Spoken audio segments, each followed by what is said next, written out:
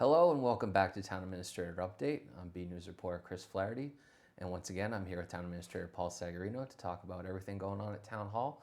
Paul, how are you today? I'm doing great, Chris. Always look forward to this once a month. So Awesome, and happy belated New Year. yeah, we're a little bit past it now. I know, but I haven't seen you in a while. So, so town meeting finally happened after a few snow days, but we got a lot coming out of that town meeting. I just thought we'd talk about it a little quick. First off, the proposal for the electronic sign, that was postponed. Yeah, that ended up being actually voted. Town meeting voted to postpone that one.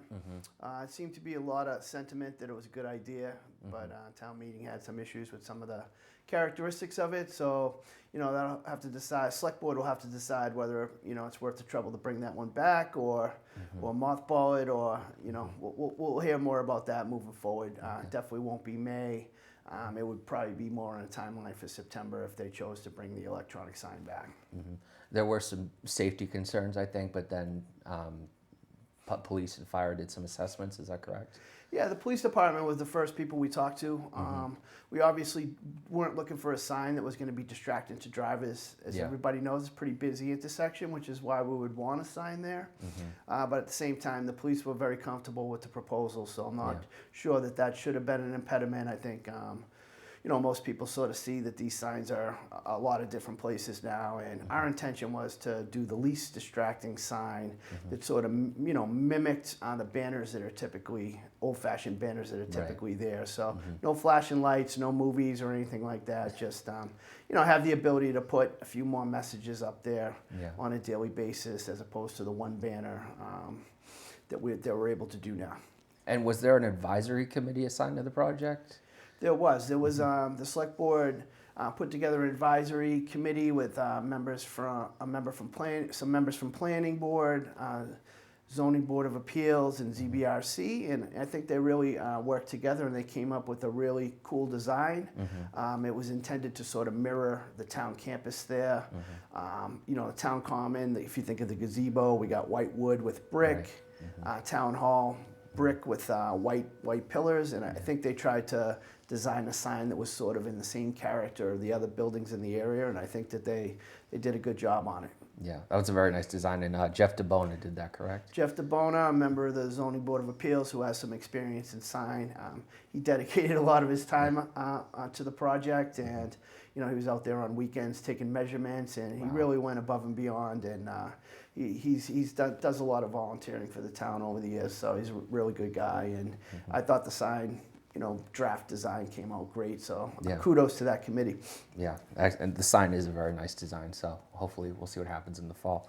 Next up, I know there was a donation of land on Peach Orchard that went through. Yeah, occasionally, Chris, we'll hear from residents that maybe within the town there's a lot of scraps of land that are left over from subdivisions from when the town was being built out, and occasionally, a family will look to the town to say, hey, are there any of these parcels of interest to you? That was the case on Peach Orchard. A resident came forward and said, hey, we'd like to donate this land to the town. Do you have any interest in it? At that point, we sort of talked to all of our departments, our relevant departments, and say, hey, do we have any use for this particular piece of property? In this case, it was the island that's sort of on Peach Orchard, in between Old Peach Orchard.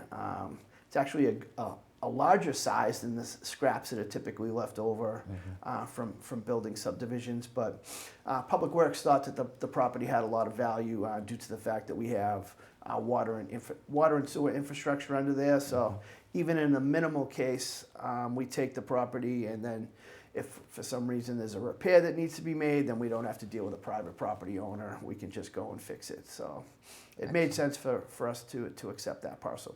Excellent.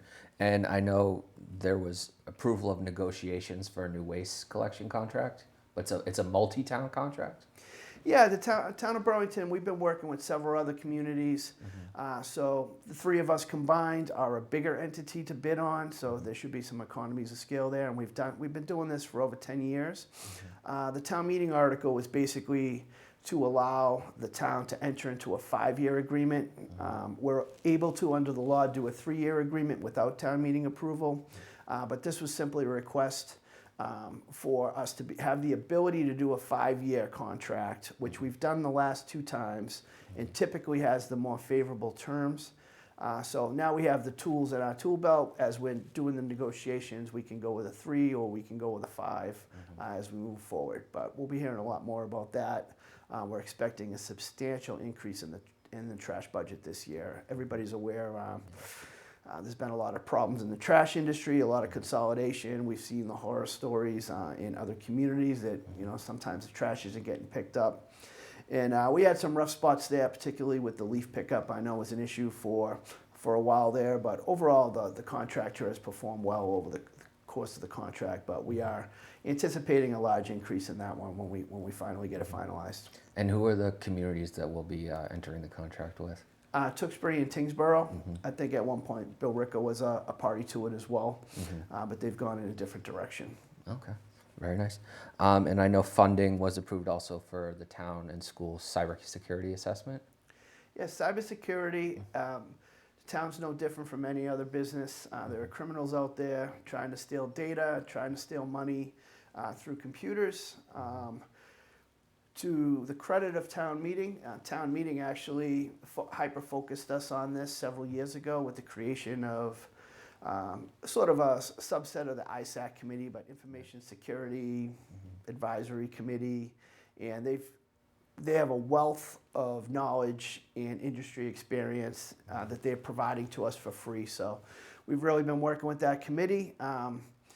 Cybersecurity is a real thing. If you just Google it, you'll see that other cities and towns have been victimized, even nearby ones recently. And it really is a difficult one because we rely on technology so much, and there's so many different ways that they could work to trick us into.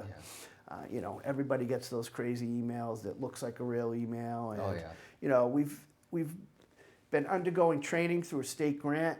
So all the employees have been trained a couple years in a row now, but this is a contract that will allow us to sort of test some of the vulnerabilities in our system and give us a better baseline moving forward, help us develop plans for if we do get hacked and we can't use the computers or we lost the data and we need to get back up and running quickly. So kudos to the Information Security Committee. I'm getting the name wrong, but a group of volunteers that are very well versed in this area, and they've been working really hard to try to harden our defenses against cyber criminals. Awesome. So less emails from those distant relatives that are princes from random countries saying they've left us $1 million.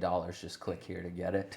Yeah, they were a little bit more advanced in the old days. I think someone attempted to get the Treasurer's Department to change my bank account info at one point. God. And so, I mean, it's really happening on a regular basis. Yeah. And some of the techniques that they're using are far more advanced. And you really got to be thinking about things when you're using computers nowadays. Yeah, internet's a tough place to be. Now everybody's favorite topic, water in town. How are we doing with our MWRA connections, our PFAS filters? All right, we'll start with the MWRA. As everybody knows, last fall we came up about 1,500 feet short in linking the pipe. We were working from this direction. MWRA was working from the Arlington end of it, and came up about 1,500 feet short. So we anticipate that we'll be able to complete that link in the early spring, get it tested. The previous part of the pipe that's already in has been tested and fully approved. And is running water right now.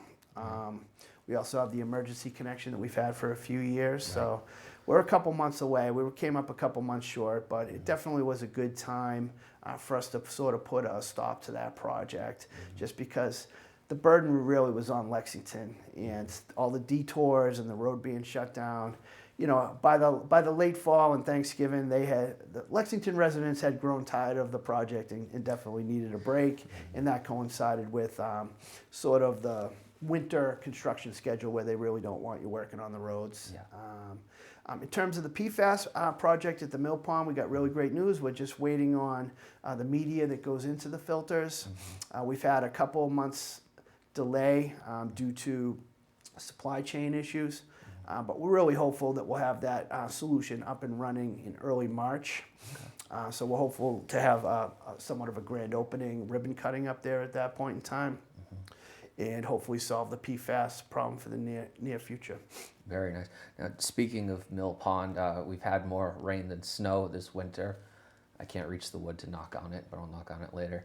How are the levels? Has the rain helped in the reservoir? Yeah, the rain helps. So what John Sanchez had told me, if it rains an inch, you can expect the reservoir to go up an inch.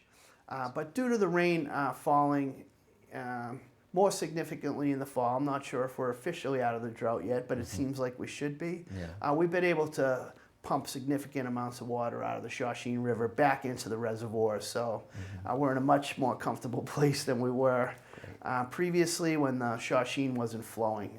If that's not flowing at a certain amount, we can't pump the water into the reservoir. So we've been working really hard to build those levels back up to what they traditionally are, and I think we've been successful.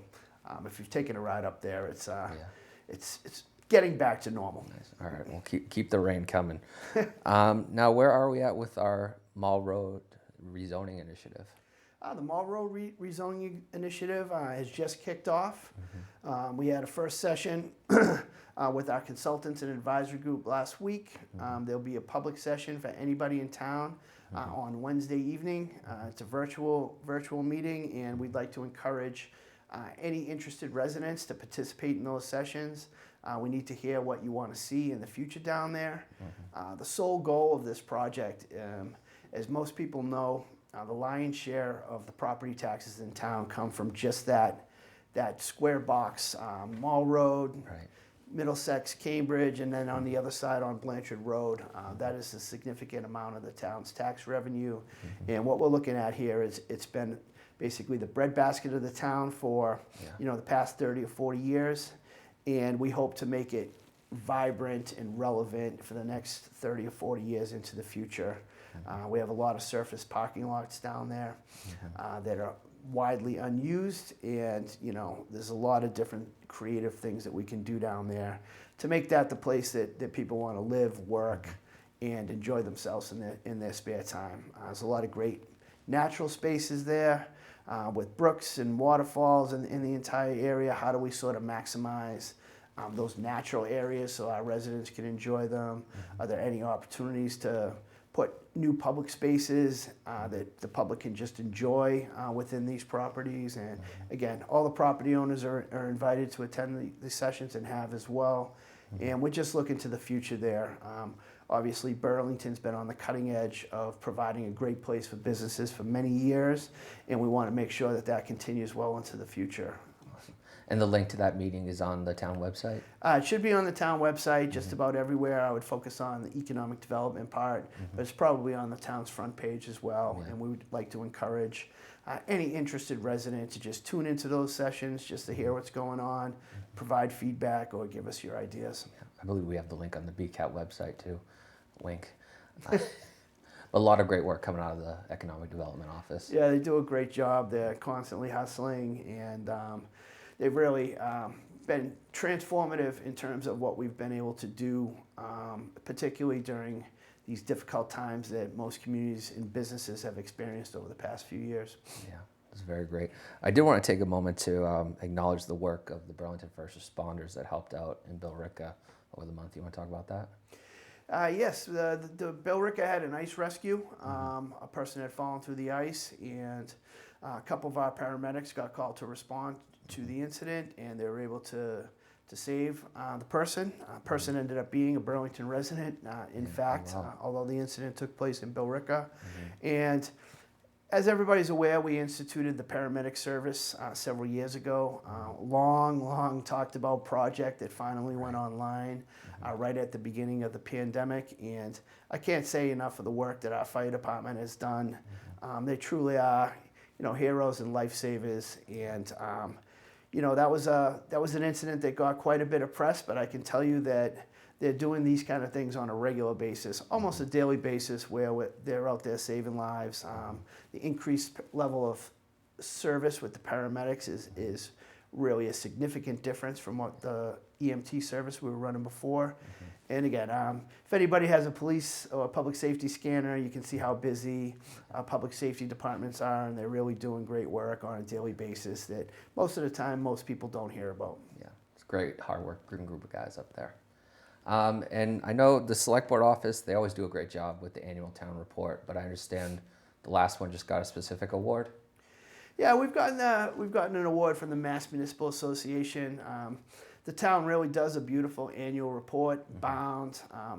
Many people in town have every year that it's ever been put together, and you know, if you put it all together, it's almost like a year-by-year history of the town, everything that's going on. We put a lot of effort into it. It's not that fun to do. You know, the year's over, and now you got to recap the year. But at the same time, it really does give a great historical reference. Every department's writing about their activities for the year. In the past several years, we've submitted to the Mass Municipal Association. I think we got third prize in the state for the larger town division. We can't figure out how to get. We won third place before, so we can't figure out how to get the top. 5 years in a row, I think, right? The top position. Yeah. We're not really sure what they want to see, but at the same time, you know, it's just a great acknowledgement.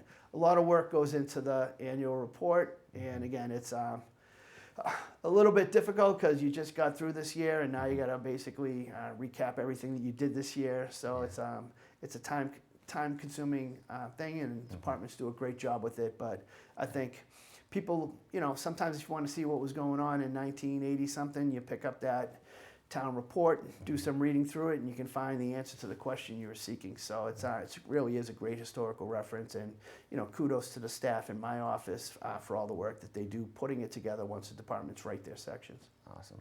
All right, we'll go for second place next year. And the books are available in the office for residents? They're not printed yet. Okay. This year's version. So we got the award for last year's version. Right. Okay. And usually they are in boxes at town hall, but another area is we always like to have them done in time for the town election. So if you vote on that Saturday, they're typically available on a table there. You can just grab a copy and check it out. And like I say, it's a wealth of information. So if you vote, you get a free town report. You vote, you get a free town report. Excellent. Now, Paul, just to wrap up, as we head towards the spring with more rain and hopefully less snow, again, the wood's back here, I'll get it later. Elections coming up. Any hopes for the town in the next few months? No, just really happy to see that a lot of folks are stepping forward to be candidates for positions. I've always felt that the more people are involved makes for a better government. So it's really encouraging when we see so many people willing to step forward, put themselves out there, you know, for the glorious job of volunteering for the town. And again, it's always very encouraging when we see people stepping forward to run for these positions, whether it's town meeting or any of our other elected positions. It really is, it's a government by the people, and you know, we can't be successful until we have folks from the community telling us what the community wants, and this is what it's all about. And again, it's always very encouraging to see that people still want to participate, given how difficult it is on most people nowadays with time commitments related to work, family, and health issues, a variety of other things. We still have people that are willing to step forward and volunteer their time on behalf of the town, and I think that's great. Yeah, it takes a village. Well, Paul, thank you again for coming in. Always great to see you. Thanks, Chris. It's always a pleasure to be here. Awesome. And thank you all for watching. I've been BNEWS Reporter Chris Flaherty. This has been Town Administrator Update. Until next time.